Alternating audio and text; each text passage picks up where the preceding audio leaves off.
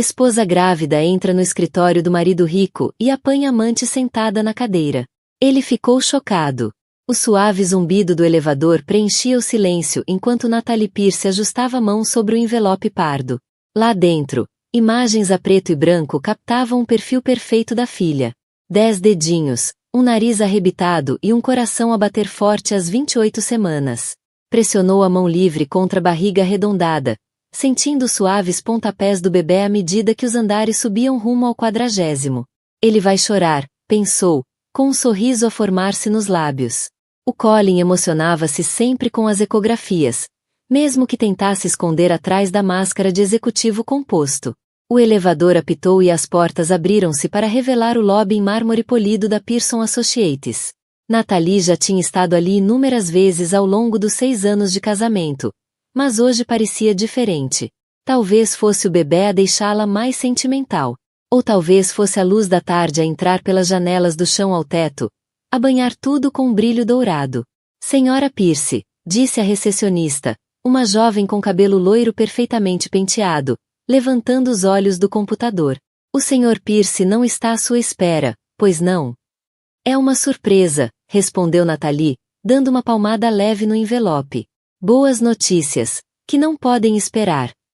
O sorriso da recepcionista vacilou por um instante, tão breve que Natalie quase não reparou.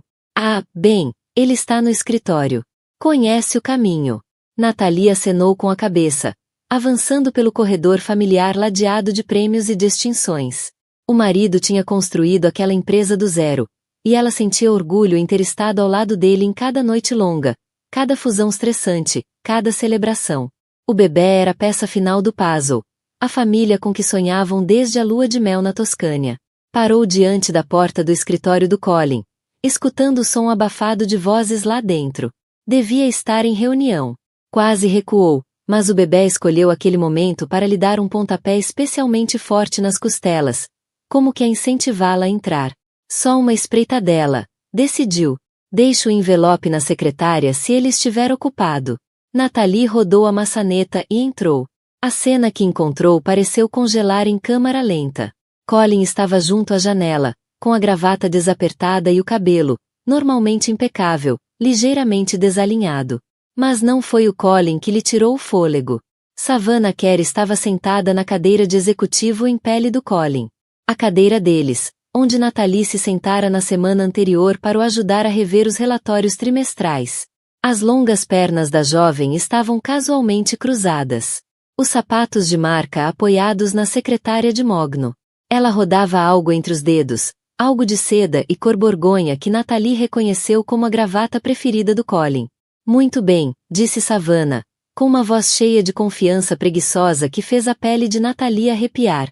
Olhem só o que o gato trouxe. Colin virou-se de repente, ficando lívido.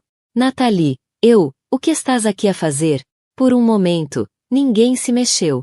Natalie permaneceu na entrada, com a mão ainda na maçaneta e o envelope com os primeiros retratos da filha apertado contra o peito.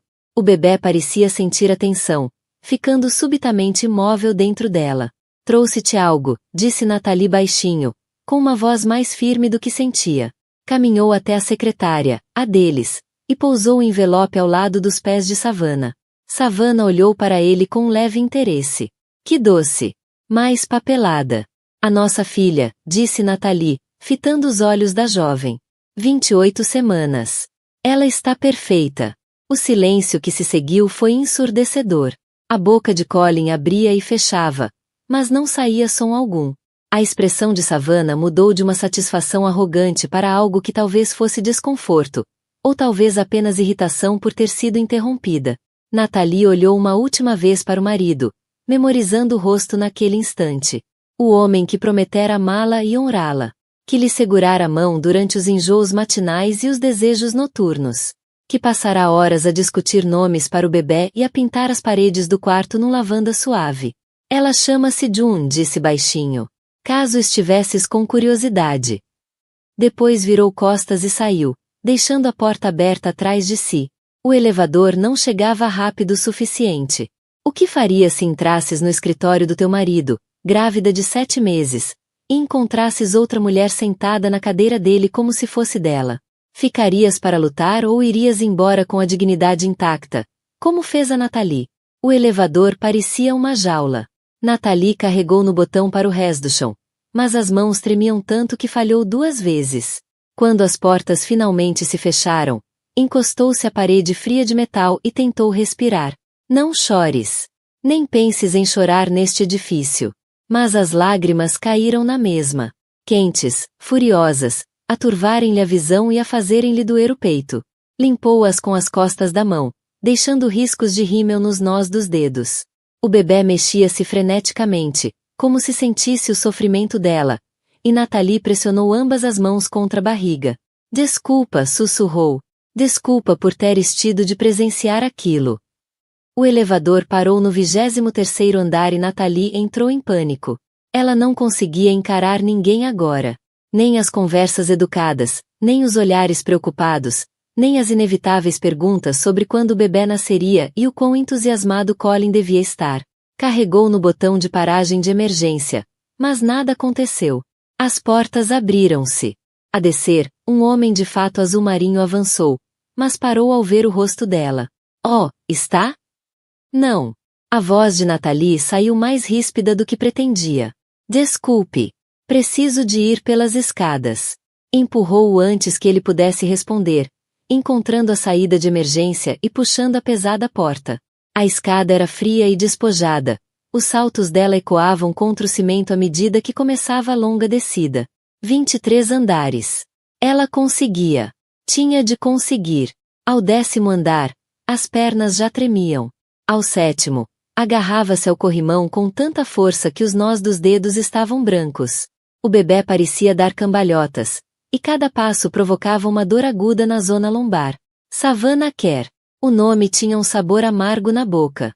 Ela própria contratara Savannah. Tinha ficado impressionada com o portfólio e com a confiança demonstrada na entrevista. É ambiciosa, dissera Natalie a Colin naquela noite ao jantar. Faz-me lembrar de mim, com essa idade. A ironia não lhe escapava agora. Chegou ao rés do chão e empurrou a porta de saída, tropeçando no parque de estacionamento.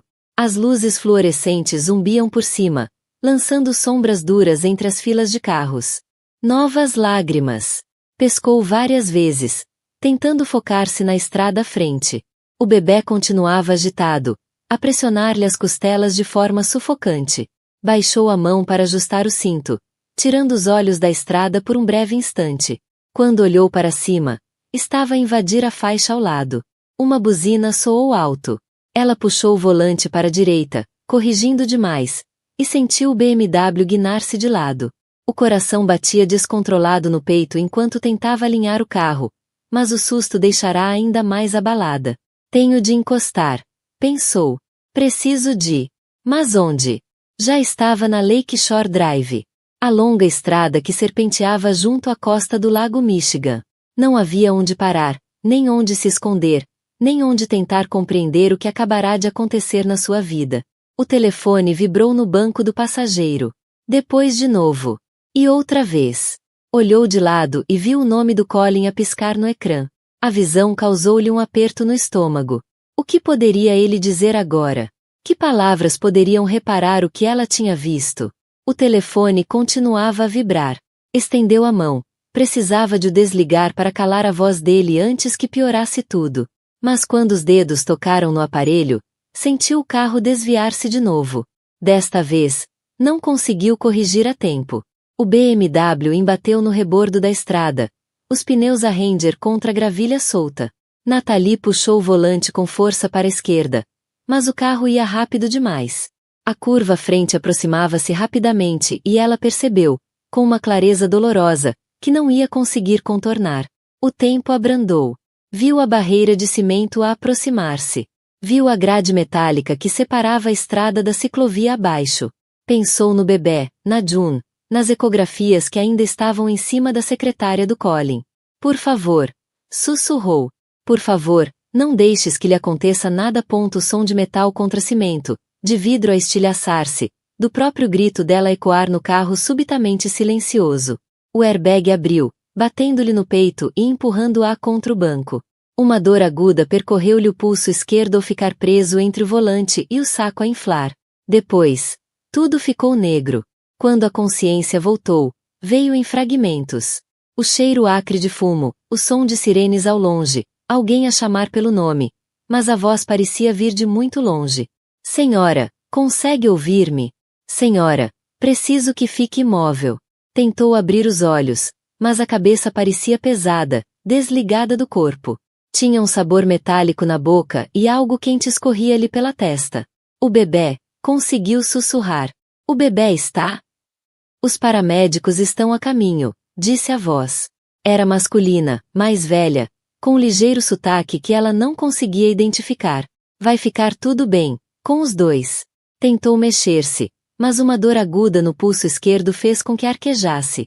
Quando olhou para baixo, viu a mão dobrada num ângulo estranho, já inchada. O volante estava rachado e havia sangue no airbag acionado. Tenho de ligar alguém, disse, a voz quase inaudível. Ao meu marido. Mas mesmo ao dizê-lo, as palavras soaram-lhe erradas. A imagem da savana na cadeira do Colin surgiu-lhe na mente e sentiu-se enjoada de novo. Tratamos disso, disse o homem. Agora, só preciso que se mantenha calma. Através do para-brisas estilhaçado, conseguiu ver que o carro tinha parado contra a barreira de cimento. A frente estava toda amassada e havia vidro por todo lado. Devia ter ficado mais magoada do que ficou. Devia mesmo. O bebê mexeu-se. Fraco, mas definitivamente ali.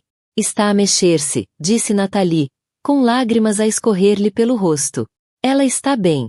O som da ambulância estava mais próximo agora.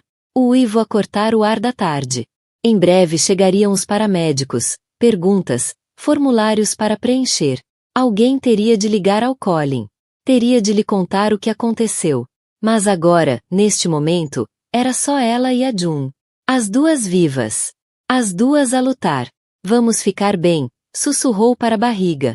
Aconteça o que acontecer a seguir, vamos ficar bem. As sirenes estavam mais altas. O quarto de hospital cheirava a antisséptico e medo. Nathalie estava deitada na cama estreita, o pulso esquerdo envolto num gesso grosso que ia dos nós dos dedos até ao cotovelo. Hematomas roxos espalhavam-se pelas pernas como flores escuras, e cada respiração provocava uma dor aguda nas costelas onde o airbag a atingira, mas a June estava bem. Os monitores ligados à barriga mostravam um batimento forte e estável, e o médico garantirá-lhe que o bebê estava perfeitamente saudável. Isso era tudo o que importava. Senhora Pierce. Uma enfermeira espreitou pela porta. Está aqui alguém para ver. O estômago de Nathalie apertou-se. Tinha receado este momento, sabendo que eventualmente o Colin apareceria com desculpas gaguejadas e olhos culpados. Não estava pronta para o enfrentar. Não sabia se algum dia estaria. Não quero ver. Nathalie Marie Sloan. A voz que interrompeu o protesto era profunda, rouca e inconfundivelmente familiar. Os olhos de Nathalie arregalaram-se quando o pai entrou no quarto.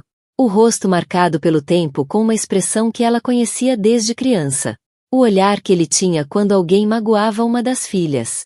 Walter Sloan não era um homem alto, mas impunha respeito. Anos de serviço militar deram-lhe uma postura rígida e olhos cinzentos penetrantes que pareciam ver através das pessoas. O cabelo grisalho, cortado à escovinha, e mesmo com roupa de civil, parecia preparado para o combate. Pai! A voz de Nathalie saiu num sussurro. Como soubeste? O hospital ligou-me quando não conseguiram contactar o teu marido, disse Walter, com a voz cuidadosamente controlada.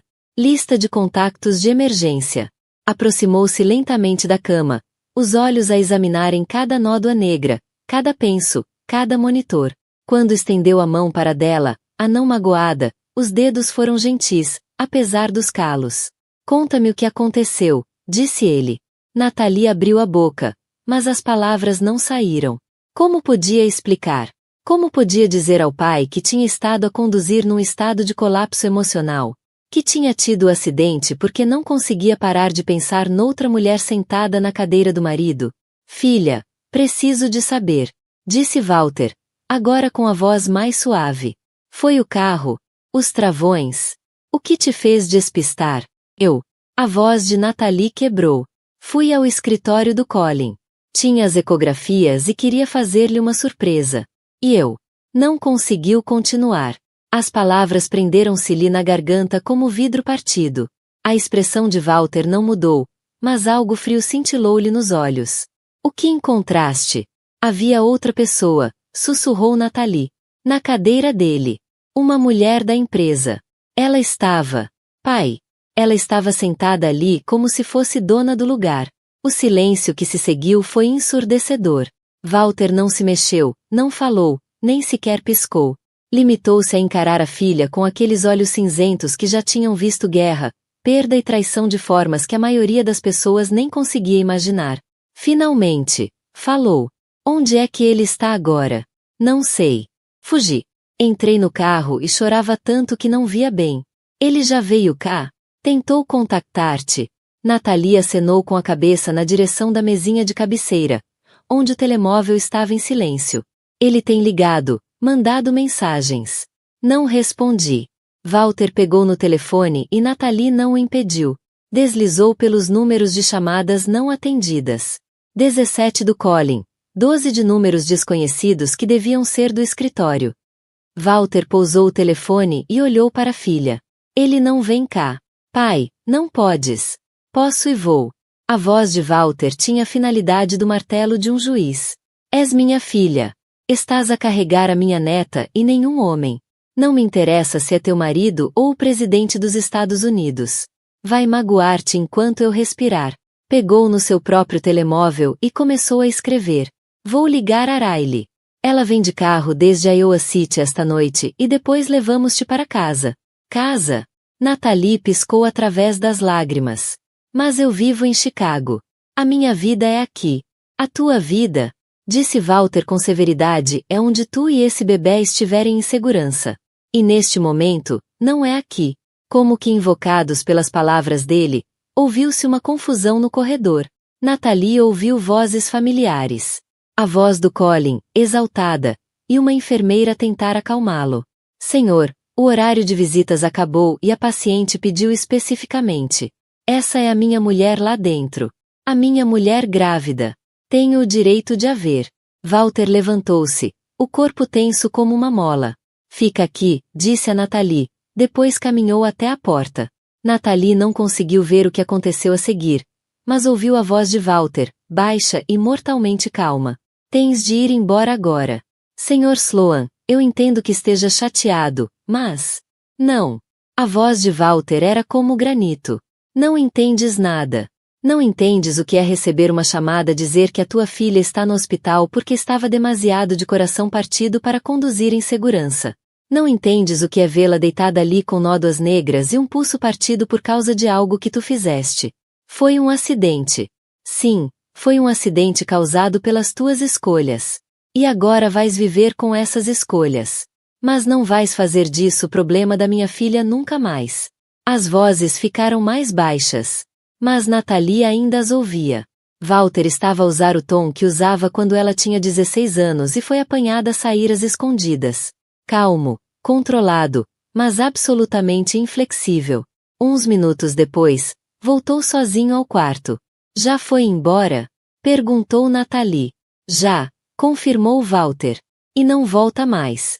Nathalie fechou os olhos, sentindo uma mistura de alívio e tristeza que não conseguia identificar. Pai, eu não sei o que fazer. Não tens de saber agora, disse Walter, sentando-se de novo na cadeira ao lado da cama. Agora, só precisas de descansar e deixar essa menina crescer. O resto, vamos descobrir juntos. Fora do quarto do hospital, Chicago continuava com seu ritmo implacável. Mas naquele pequeno espaço estéril, Nathalie sentiu algo que não sentia desde que entrou no escritório do Colin. Protegida. A quinta parecia exatamente igual ao que era quando Nathalie tinha 17 anos e mal podia esperar para ir para a faculdade. Tábua branca nas paredes, estores verde escuros, um alpendre à volta da casa com baloiço onde passou inúmeras noites de verão a ler. A única diferença era a fita amarela atada ao velho carvalho no jardim da frente. Toque da mãe. Provavelmente para dar-lhe as boas-vindas. Mas aquilo não era um regresso à casa. Era uma retirada. Riley esperava no alpendre antes mesmo de a carrinha do Walter parar completamente. Aos 31, parecia quase igual a Nathalie, apenas mais baixa e com linhas de riso em volta dos olhos, fruto do trabalho com crianças no hospital pediátrico.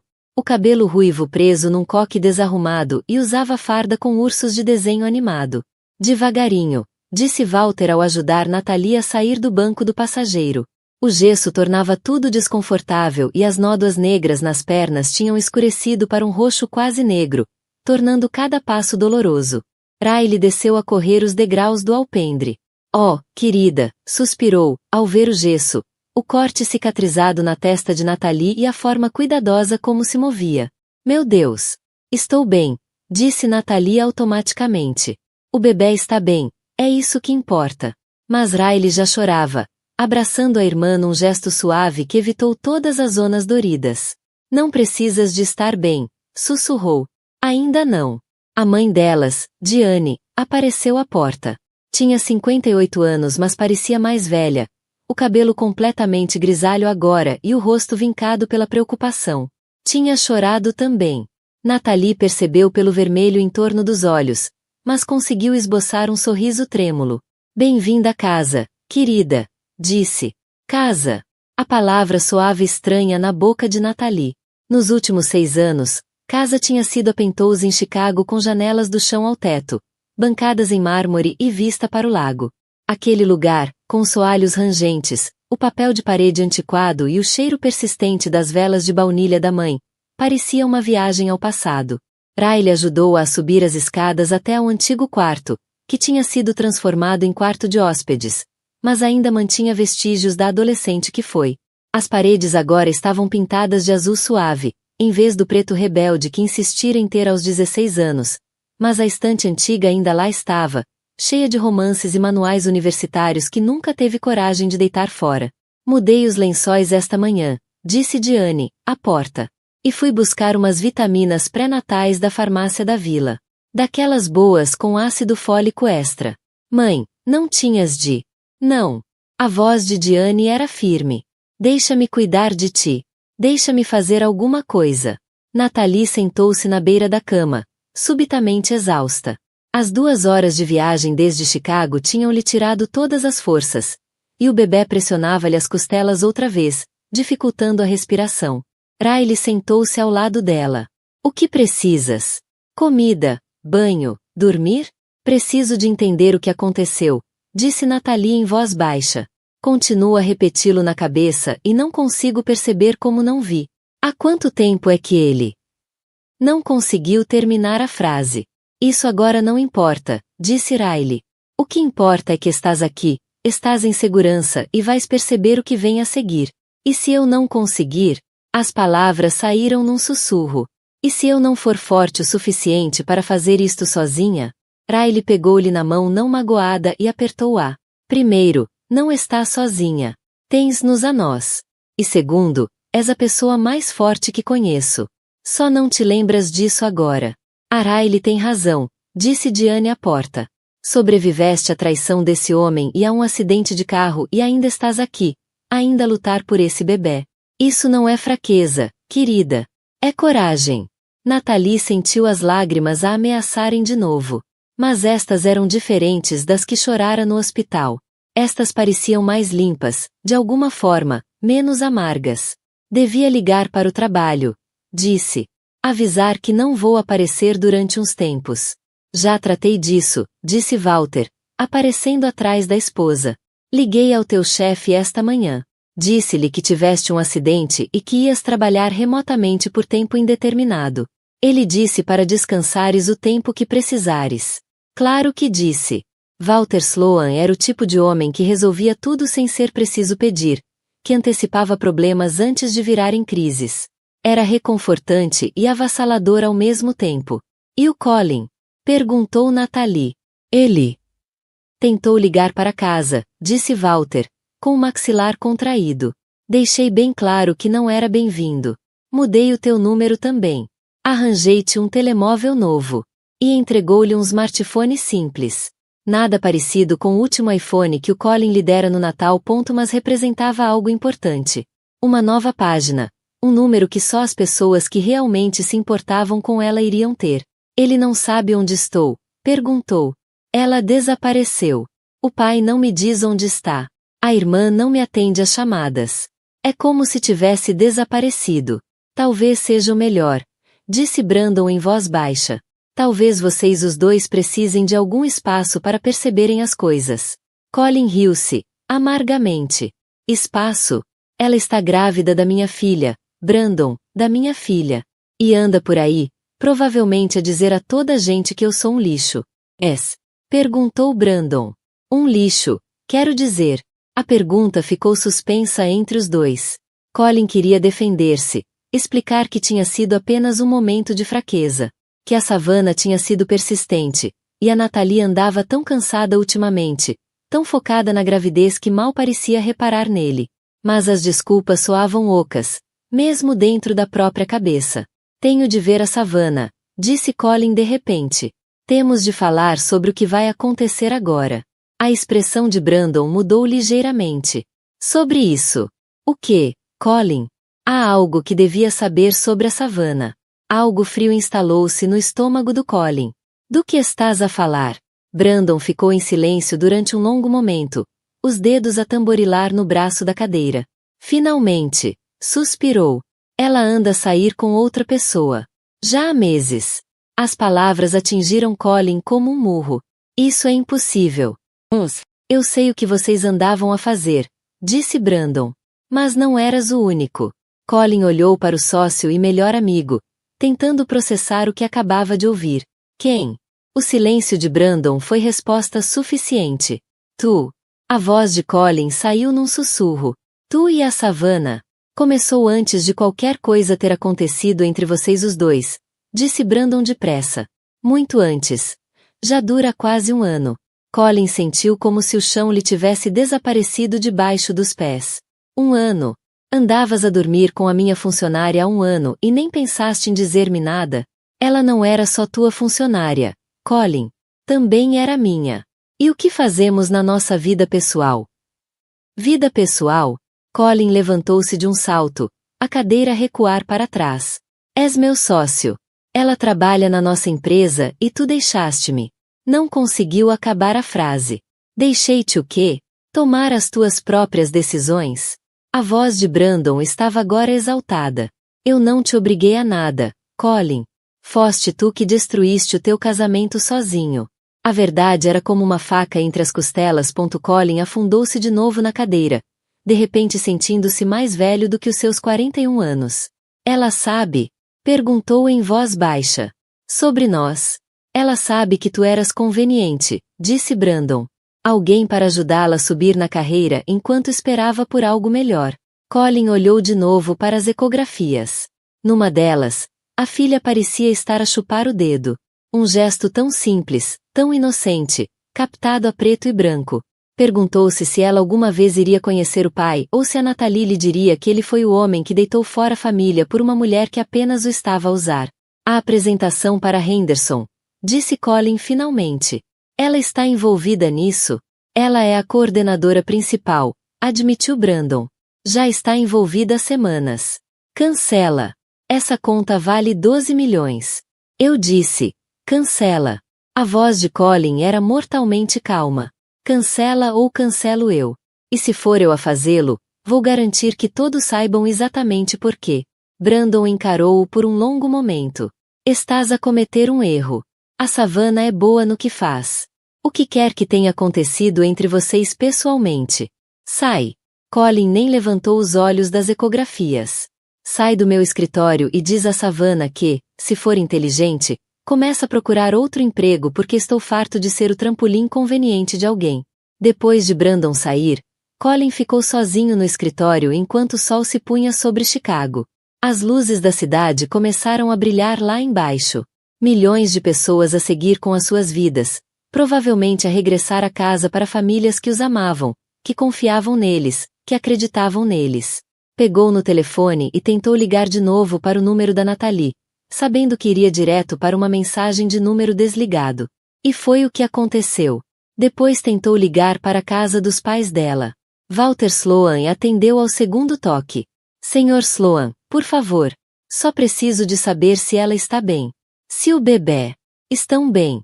A voz de Walter era áspera como cascalho. Não graças a ti. Eu sei que me odeias. Sei que não mereço falar com ela, mas ela é minha mulher. É a minha filha que ela está a carregar. Tua mulher? A gargalhada de Walter foi dura. Quando é que te lembraste disso? Antes ou depois de decidires brincar as casinhas com uma rapariga nova o suficiente para ser tua filha? Colin fechou os olhos. Cometi um erro. O maior erro da minha vida. Mas eu amo as duas. Amor, repetiu Walter. Queres saber o que é amor, rapaz? Amor é o que estou a fazer agora. Proteger a minha filha do homem que quase a matou. Amor é garantir que ela pode curar-se sem que tu piore as coisas. A chamada caiu. Colin pousou o telefone e olhou para a cidade lá embaixo.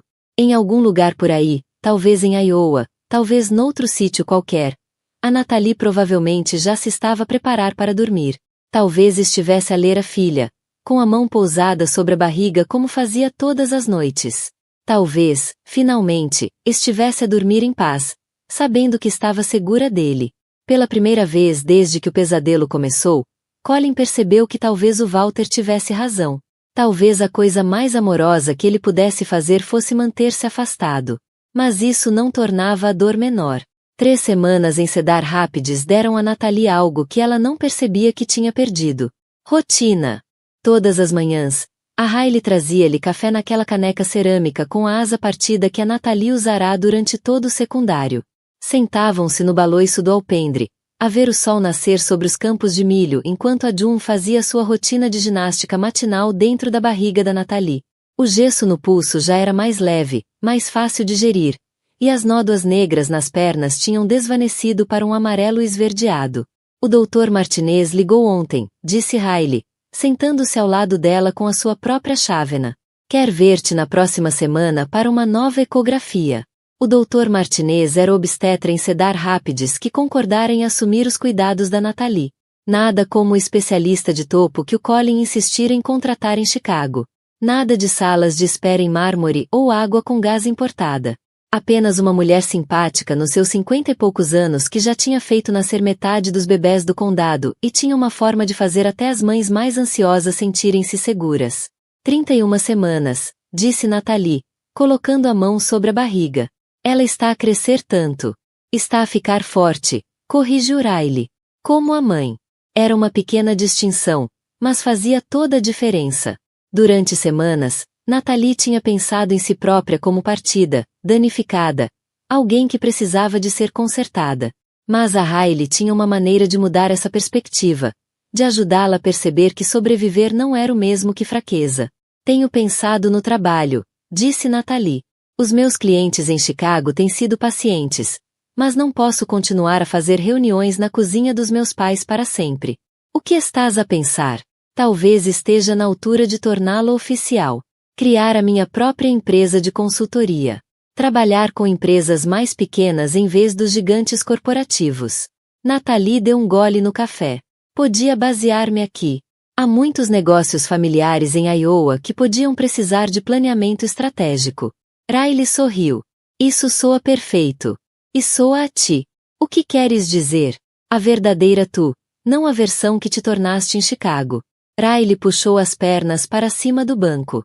Lembras-te quando éramos miúdas e ajudavas o pai com o orçamento da quinta? Tinhas 12 anos e descobriste como lhe poupar $3.000 por ano só a reorganizar as compras de equipamento. Natalie riu-se. Já me tinha esquecido disso. Sempre foste feita para ajudar pessoas a construir algo real, algo que importasse, não só ajudar homens ricos a ficarem mais ricos. A observação doeu um pouco, porque era verdade. A certa altura, Natalie deixará de perguntar se o trabalho tinha significado e começou a focar-se apenas no que pagava bem. Colin encorajou essa mudança, elogiando-a por conseguir clientes maiores, contas mais prestigiadas. Mas sentada ali, no silêncio da manhã de Cedar Rapids, não conseguia lembrar-se porque é que tudo aquilo lhe tinha parecido importante. O novo telemóvel vibrou com uma mensagem. Por um momento, o coração dela disparou. Mesmo que o Walter tivesse mudado o número, ainda sentia um aperto sempre que tocava. Mas a mensagem era da antiga assistente dela em Chicago. Achei que devia saber. A confusão na Pearson Associates. Ouvi dizer que o Colin e o sócio estão a ter grandes problemas. E aquela mulher, a Savannah, Anda dizer às pessoas que o Colin interpretou mal a relação profissional deles, fazendo parecer um maluco obcecado.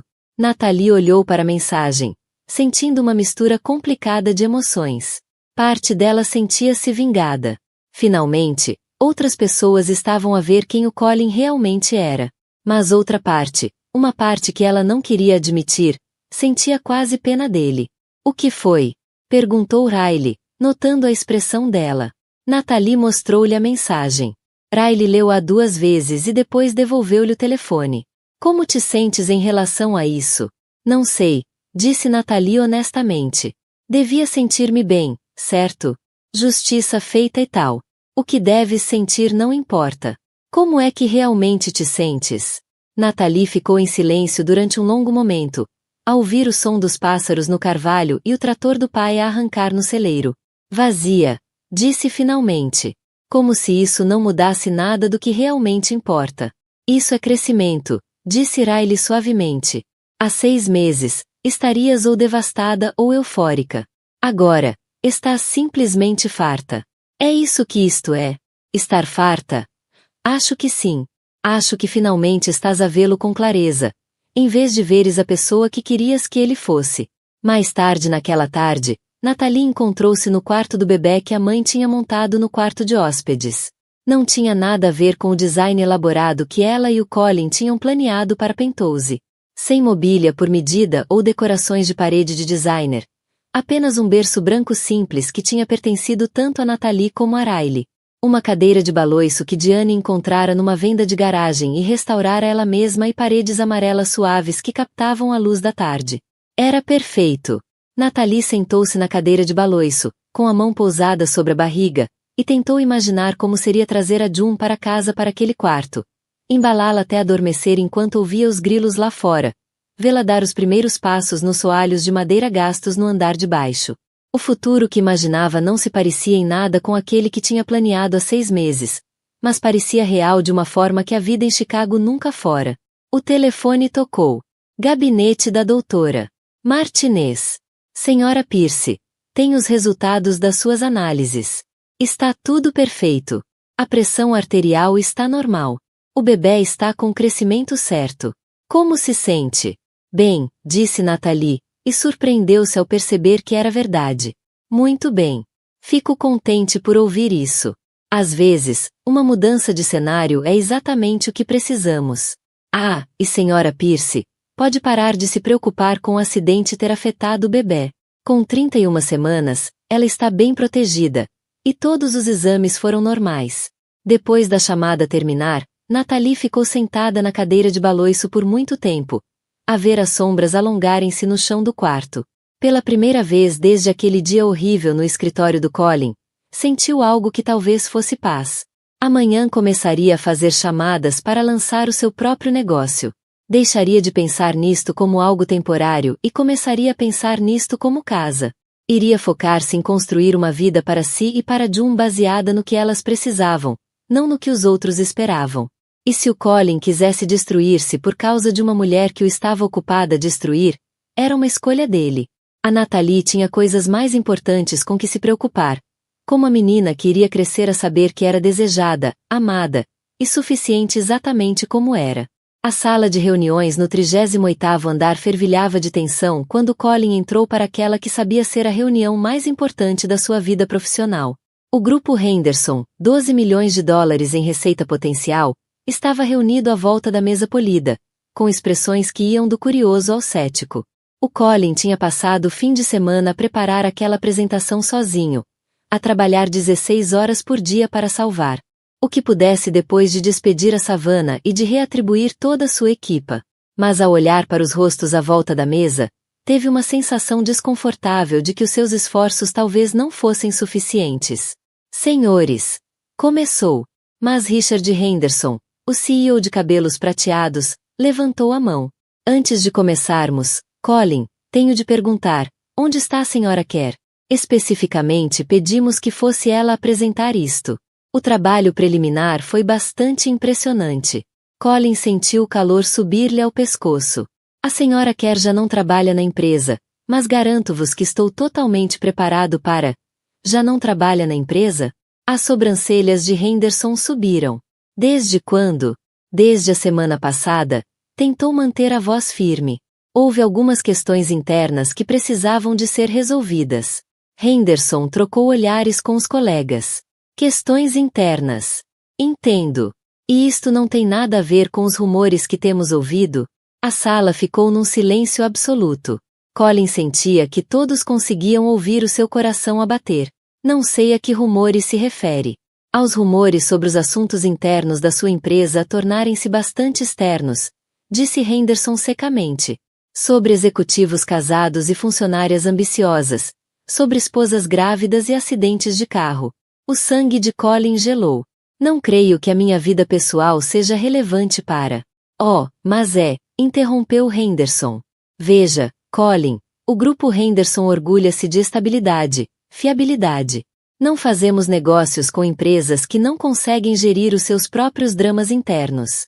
E quando esse drama começa a afetar a qualidade do trabalho, deslizou uma pasta pela mesa. Colin abriu-a com as mãos a tremer e encontrou uma pilha de e-mails. E-mails entre Savannah e Brandon a discutir a conta da Henderson, a discutir sobre ele.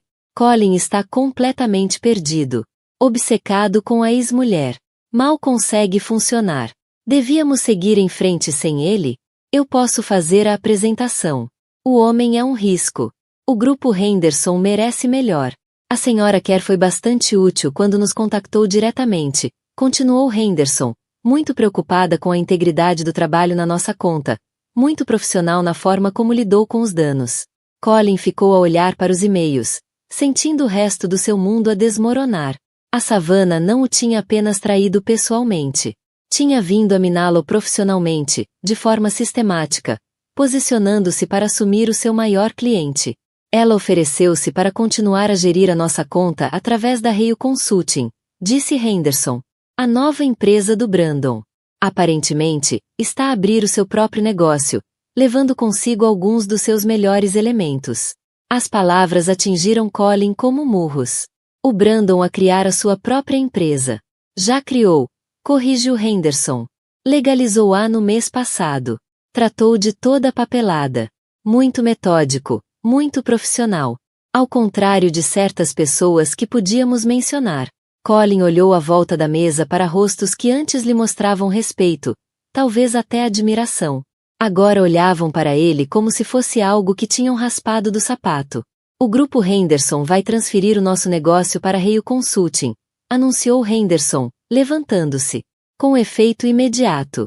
Tenho a certeza de que compreende. Depois de saírem, Colin ficou sozinho na sala de reuniões, a olhar para os e-mails que o tinham destruído. As mãos tremiam quando tirou o telefone e ligou ao Brandon. Colin. A voz de Brandon era cuidadosamente neutra. Já me estava a perguntar quando ias ligar. Seu filho dá. Disse Colin em voz baixa. Planeaste isto? Tudo. Planeei abrir a minha própria empresa. Sim. Planeei trazer clientes que quisessem trabalhar comigo. Não planeei que me desses a oportunidade perfeita ao teres um colapso público. A Savannah estava a dar-te informações sobre os nossos clientes, as nossas estratégias. A Savannah estava a proteger a carreira dela. Interrompeu Brandon. Algo em que talvez queiras pensar. Se ainda tens alguma carreira para proteger.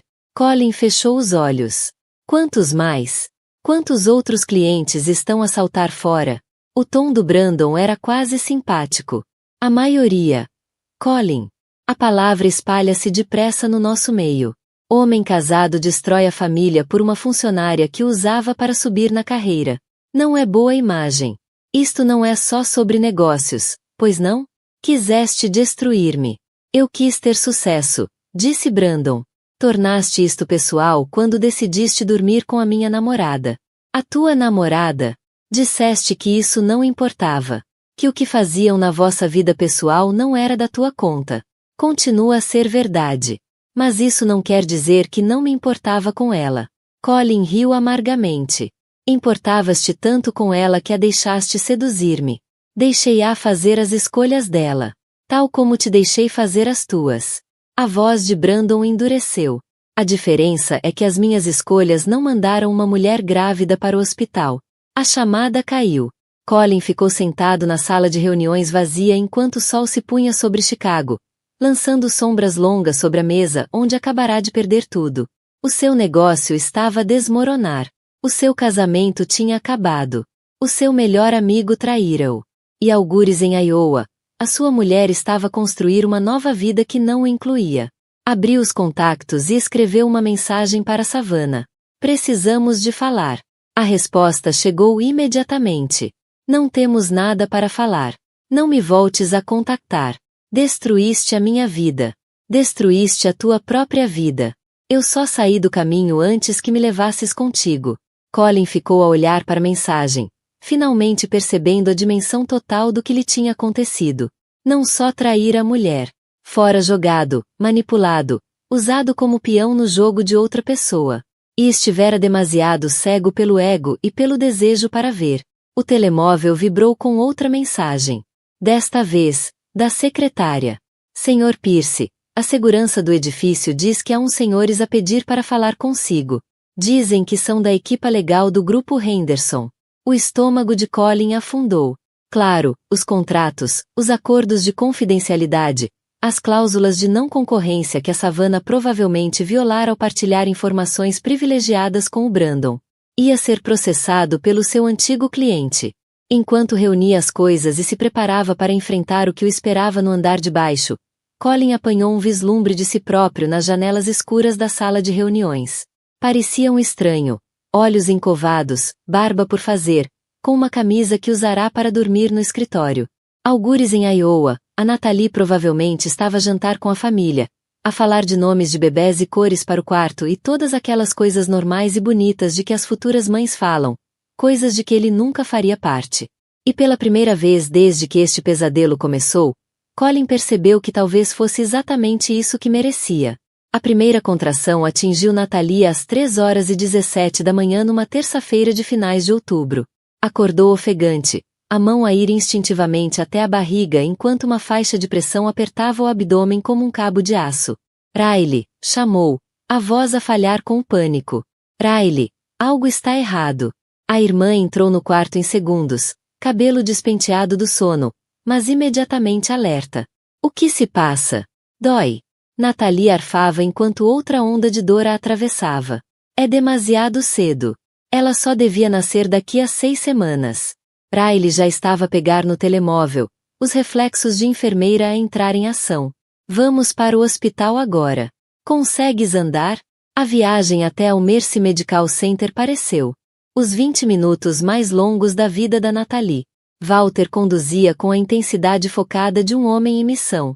Diane segurava a mão da filha no banco de trás, e Riley cronometrava as contrações. De 4 em 4 minutos, anunciou Riley, tentando manter a voz calma. Duração consistente. Isto é trabalho de parto a sério. A doutora Martinez encontrou-os na entrada de urgências, com cabelo grisalho puxado num rabo de cavalo apressado. Vamos levá-la lá para cima e ver com o que estamos a lidar, disse, a voz tranquilizadora e firme. As horas seguintes passaram num turbilhão de monitores, soros e termos médicos que Natalie só entendia pela metade. As contrações estavam a ficar mais fortes, mais frequentes, e apesar da medicação que lhe deram para tentar travá-las, a June parecia determinada a fazer a sua entrada no mundo mais cedo. 34 semanas é cedo, explicou a doutora Martinez durante uma breve pausa entre contrações. Mas não é catastrófico. Os bebés nascidos às 34 semanas normalmente ficam bem com alguma ajuda extra. Normalmente. A voz da Natalie estava tensa de medo. Ela vai ficar bem, disse a doutora Martinez com firmeza. O batimento cardíaco está forte e todas as medições foram perfeitas. Ela só está ansiosa por conhecer a mamã. Às 14h47, depois de 11 horas de trabalho de parto, June Sloan Pierce veio ao mundo com 2 kg e um monte de cabelo escuro e pulmões que funcionavam perfeitamente, apesar da chegada antecipada. Ela é linda, sussurrou Riley, com lágrimas a correr-lhe pelo rosto enquanto a doutora Martinez colocava a pequena bebê agitada no peito da Natalie. Por um breve momento, antes de a equipa da USIN a levar para avaliação, Natalie conseguiu vê-la. Olhos escuros que pareciam incrivelmente atentos. Dedinhos minúsculos que se esticavam no ar, Um rosto que era inegavelmente seu, mas ao mesmo tempo completamente único. Depois a June foi levada, rodeada de profissionais médicos que garantiram a Natalie que estavam apenas a ser cautelosos. Nas 6 horas seguintes, Natalie esperou. Riley trazia-lhe atualizações da USIN. A June respirava sozinha. Os níveis de açúcar no sangue estavam estáveis. Estava a reagir bem a todos os testes. Mas a Natalie não acreditaria que a filha estava realmente bem até a poder voltar a segurar. Já passava das 21 horas quando Riley voltou ao quarto com uma expressão que fez o coração da Natalie falhar uma batida. O que se passa? Natalie tentou sentar-se. Ela está perfeita, disse Riley depressa. Mas há mais. Alguém mais. O Colin está aqui. As palavras atingiram Natalie como um murro. Aqui em Iowa. Lá embaixo no átrio. O pai e a mãe estão com ele. Nat. Ele está com um ar horrível, como se não dormisse há semanas. Natalie fechou os olhos, tentando processar a informação. De todos os momentos em que o Colin podia aparecer, por que agora? Por que hoje, quando ela estava tão vulnerável, quando a June estava a lutar pela força na USIN? Como é que ele soube? Contratou um detetive particular, disse Riley em voz baixa. Descobriu onde estávamos a viver. Descobriu sobre a doutora Martinez. Quando o hospital ligou para confirmar os dados do seguro, ele ainda constava como contato de emergência nos teus antigos registros. O que é que ele quer? Ver-te. Ver a June. Diz que só quer saber se estão bem. Natalie olhou para o teto, a mente a mil. Durante meses, imaginara este momento. O que diria ao Colin quando voltasse a ver, como se sentiria, se estaria zangada ou triste ou indiferente. Mas nunca imaginou que acontecesse assim, num quarto de hospital, enquanto a filha prematura lutava pela estabilidade a poucos metros dali. O que disse o pai? A expressão da Riley ficou tensa. Que se o Colin der um passo em direção ao elevador, ele próprio o atira para fora. Mas Nat, a decisão tem de ser tua. Uma enfermeira apareceu à porta. Senhora Pierce, a June está a pedir pela senhora. O coração da Natalie saltou. A pedir por mim? A enfermeira sorriu. Está agitada desde que chegou a USIN. Não se acalma. Achamos que quer a mamã. A USIN era um labirinto de incubadoras e monitores. Mas Natalie reconheceu a June imediatamente. Estava num berço aberto, com um gorro cor-de-rosa minúsculo e uma fralda que parecia enorme no seu corpinho. Tinha os olhos abertos e fazia sons suaves e miados que partiram o coração da Natalie. Posso pegá-la? Perguntou Natalie. Claro, disse a enfermeira. Contato pele com pele é o melhor para ela agora. No momento em que colocaram a June nos braços dela, o bebê acalmou. A mão minúscula agarrou o dedo da Natalie com uma força surpreendente. E os olhos escuros pareceram fixar-se no rosto da Natalie com uma intensidade que lhe tirou o fôlego. Olá, querida, sussurrou Natalie. Eu sou a tua mamã. Assustaste-me hoje ao chegares tão cedo, mas já estás aqui, e és perfeita. A June fez um som suave que podia muito bem ser contentamento, e a Natalie sentiu algo mudar dentro do peito. Aquilo era amor, mas era maior do que qualquer amor que já tivesse sentido. Era feroz, protetor e absoluto. Era o amor que definiria todas as escolhas que fizesse pelo resto da vida. Senhora Pierce, a enfermeira da USIN falou suavemente. Há um homem lá embaixo que diz ser o pai da June. Está a pedir para ver. Natalie olhou para a filha. Para aquela pequena pessoa que dependia dela para tudo. Os olhos da June começavam a fechar-se. A respiração, lenta e regular, parecia em paz, segura, perfeita. E naquele momento, Natalie soube qual seria a sua resposta. Diz-lhe, disse ela em voz baixa, que a June e eu estamos exatamente onde precisamos de estar, e se ele realmente nos ama, vai respeitar isso. A enfermeira acenou com a cabeça e desapareceu. Natalie recostou-se na cadeira de balanço ao lado do berço da June, a filha a dormir pacificamente nos seus braços. Lá fora, pelas janelas da USIN, a noite em Iowa estava fresca e clara, cheia de estrelas que pareciam próximas o suficiente para serem tocadas. Lá embaixo, o Colin provavelmente estava a receber a mensagem que mudaria tudo. Mas aqui, neste quarto tranquilo cheio do som de pequenos batimentos cardíacos e respirações suaves, Nathalie sentia algo que nunca tinha sentido antes. Certeza absoluta sobre quem era e o que queria. Ela era a mãe da June. Isso era suficiente.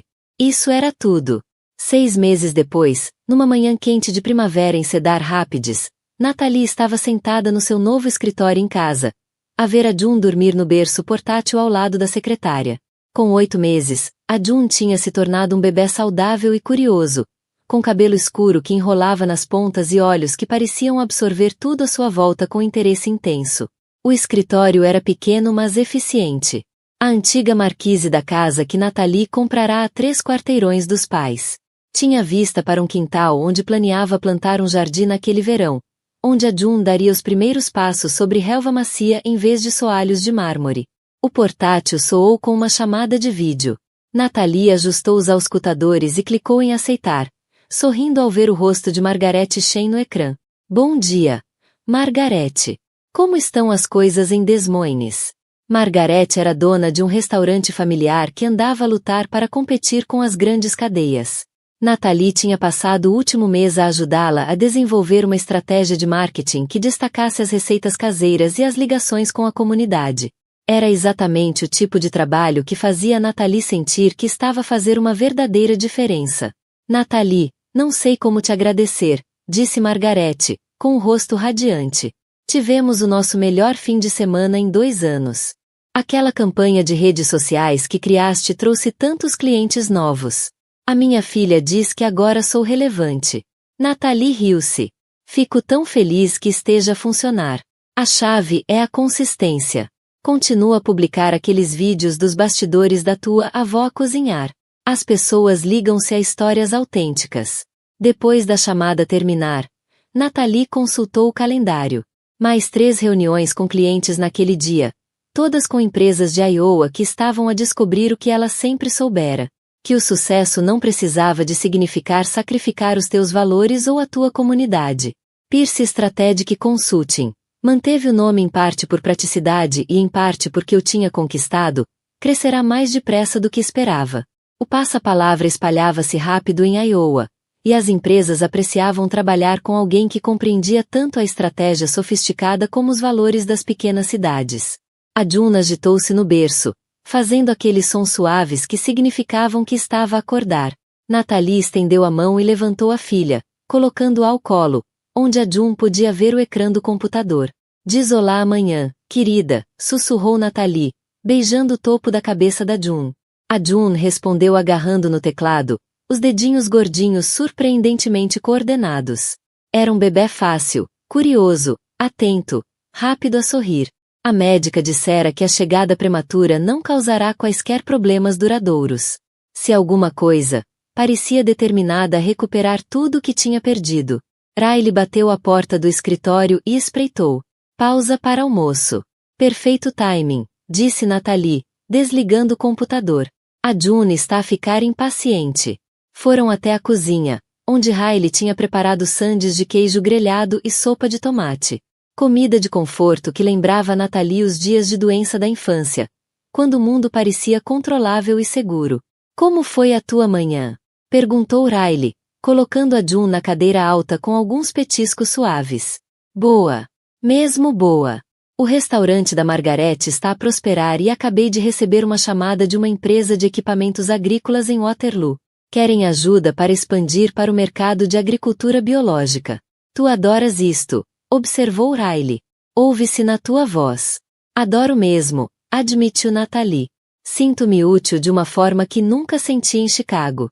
Como se estivesse a ajudar a construir algo que realmente importa. Riley ficou em silêncio por um momento, a ver a June destruir metodicamente um pedaço de banana. Já pensaste no que vais dizer-lhe quando for mais velha e perguntar sobre o pai? Era uma pergunta que Nathalie andava a evitar, embora soubesse que um dia chegaria. A June era demasiado nova agora para perceber que a família delas era diferente de outras. Mas um dia ela faria perguntas que mereciam respostas honestas. Vou contar-lhe a verdade, disse Nathalie. Que o pai dela é alguém que fez escolhas que magoaram pessoas que ele dizia amar. Que essas escolhas tiveram consequências. E que às vezes a coisa mais amorosa que se pode fazer é proteger quem depende de ti. E se ele tentar contactá-la quando for mais velha? Nathalie pensou nisso. Se ele tiver realmente mudado, se tiver feito trabalho para se tornar alguém de confiança, então talvez. Mas essa será uma escolha da June, não minha. O meu trabalho é criá-la para ser forte o suficiente para tomar boas decisões por ela própria. Depois do almoço, Nathalie prendeu a June ao carrinho e foi com ela ao parque no centro da cidade. Estava um dia bonito, suficientemente quente para June usar o vestidinho amarelo que Diane tinha costurado para ela. Outras mães estavam lá com os filhos e várias acenaram a Nathalie. Ela tornará-se parte da comunidade de uma forma natural e sem esforço. No parque infantil, sentou-se num banco e viu a June esticar-se para apanhar os dentes de leão que cresciam na relva. A filha era destemida, sempre a alcançar novas experiências com total confiança de que o mundo a iria amparar se caísse. Nathalie. Ela olhou para cima e viu Tom Bradley, um advogado local que se tornará amigo nos últimos meses. Tinha mais ou menos a idade dela, divorciado, com um filho de 10 anos que jogava na Liga Júnior. Tinham ido tomar café algumas vezes. Nada sério, mas ele era gentil e estável de uma forma que fazia Nathalie pensar que talvez um dia estivesse pronta para confiar em alguém novo. Posso sentar-me? Perguntou. Claro. Nathalie fez espaço no banco.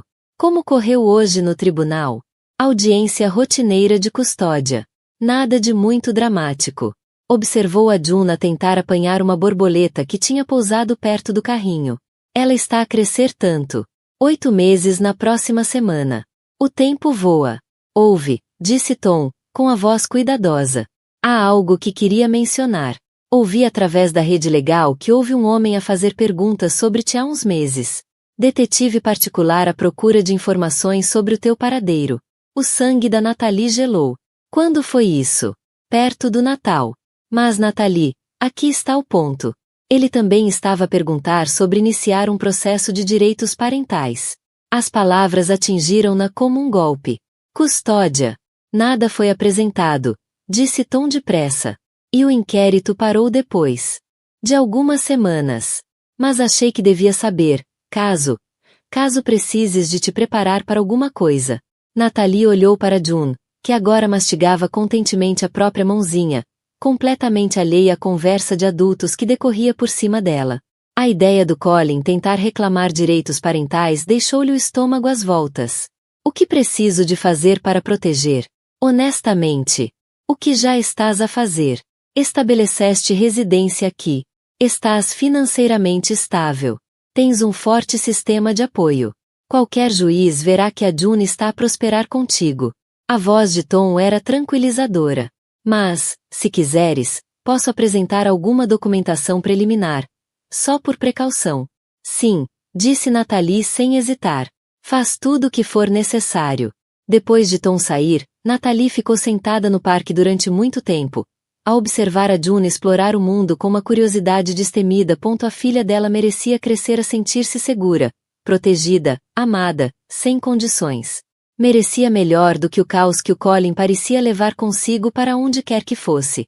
À medida que o sol começava a pôr-se, a Nathalie arrumou o carrinho e foi para casa. A June tinha adormecido durante o passeio, a sua pequena mão ainda agarrada a um dente de leão que conseguirá apanhar. Nessa noite, depois de deitar a June, a Nathalie sentou-se na varanda com uma chávena de chá e ligou aos pais. Como está a nossa neta? Perguntou o Walter, com a voz quente de afeto. Perfeita, a crescer como uma erva daninha, disse ela. Mamã, ontem, não foi só balbuciar. Ela estava a olhar diretamente para mim quando disse. Essa é a nossa menina, disse a Diane. E a Nathalie conseguia ouvir o sorriso na voz dela. Esperta como tudo, tal como a mãe. Pai, disse a Nathalie, preciso de te perguntar uma coisa. Se o Colin voltar a aparecer aqui, se tentar reclamar direitos sobre a June, vais ajudar-me a enfrentá-lo? Não houve hesitação na resposta do Walter. Querida, eu atravessava o fogo por ti e por esse bebê. O que quer que precises, quando precisares, é só dizer.